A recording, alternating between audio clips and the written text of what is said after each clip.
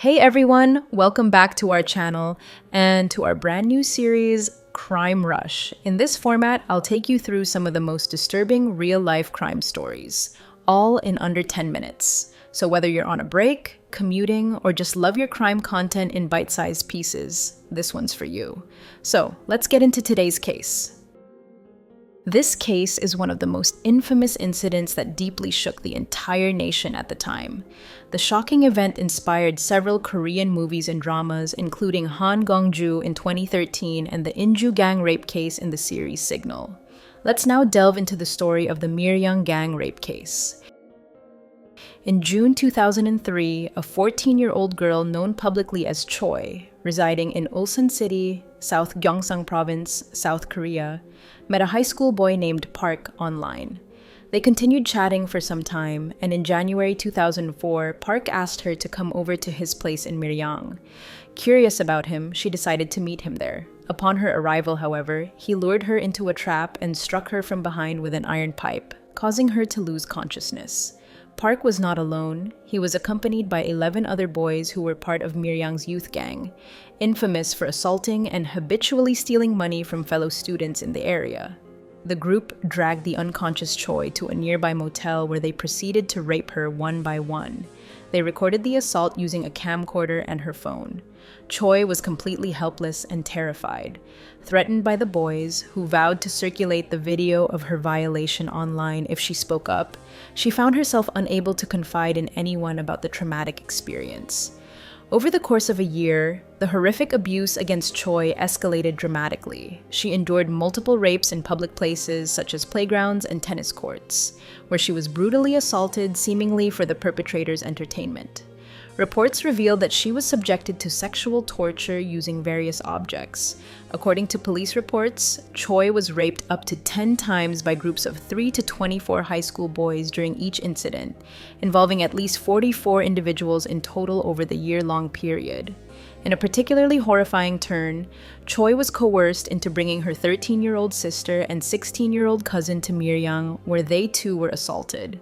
It later emerged that the attackers had filmed and shared videos of her rapes online. The tragic circumstances surrounding Choy's situation are deeply disturbing.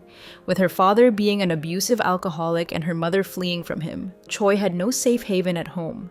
Instead of finding protection, she faced abuse from her own father, mirroring the trauma inflicted by the group of boys. In a desperate attempt to escape her suffering, Choy tried to end her life by ingesting a large quantity of sleeping pills. Fortunately, she survived and was hospitalized.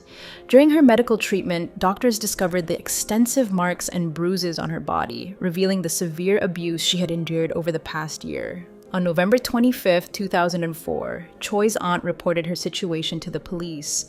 This prompted a thorough police investigation that uncovered Choy was not the gang's only victim. At least 5 other girls had been raped by the gang members. If the perpetrators had served their time in jail and been punished for what they had done, the story would have ended here.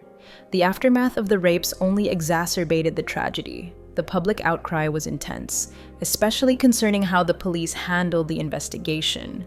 Reports surfaced of officers harassing the victims, blaming them for tarnishing the city's reputation, and leaking their personal information to the perpetrators and their families. Choy herself faced exposure of her identity, which led to blackmail attempts by the perpetrators and their parents. Despite Choy's explicit request to be interviewed by a female officer, her plea was ignored.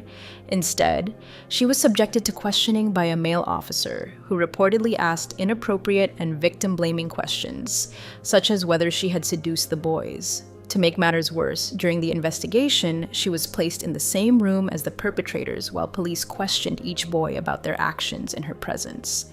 The police's insensitivity and mishandling of Choy's case were deeply disgraceful. It's difficult to fathom the extent of violation and belittlement she must have endured. Despite being the victim, society failed to protect her from such mistreatment.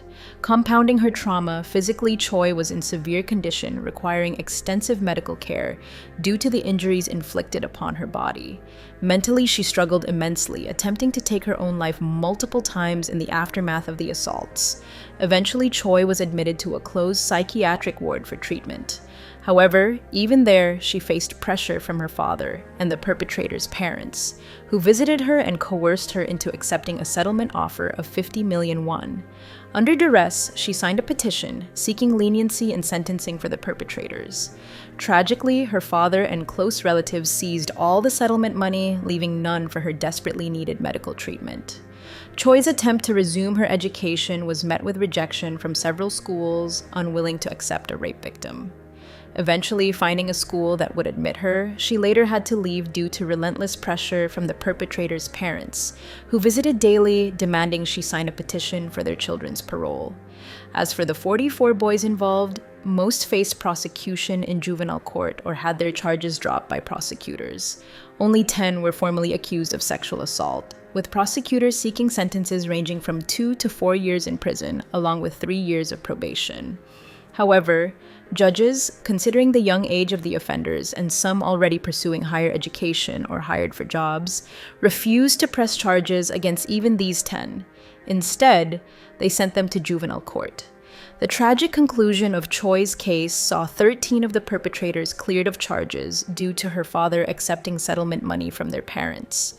Ultimately, only 5 suspects were sent to a juvenile detention center, and none were convicted of criminal charges, marking the end of the legal proceedings.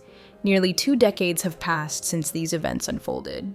And while there have been improvements in Korea's approach to handling such cases, recent high-profile sex crime cases continue to provoke public outrage over the perceived leniency in sentencing.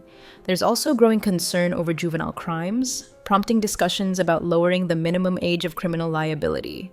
Despite these ongoing challenges, our criminal justice system is meant to uphold justice for all, and it must continually strive to achieve that goal. Thank you for watching.